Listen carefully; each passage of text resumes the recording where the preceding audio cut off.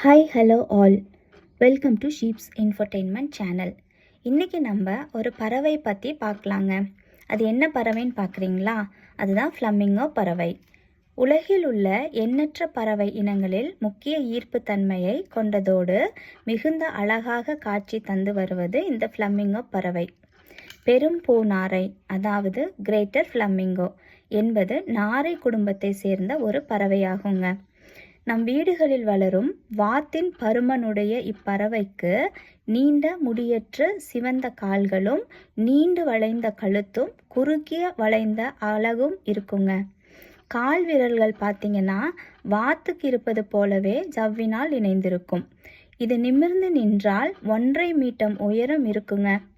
இப்பறவைகள் செந்நிறம் கலந்த வெள்ளையுடலும் கருநிறமான இறக்கை ஓரமும் கொண்டவைங்க.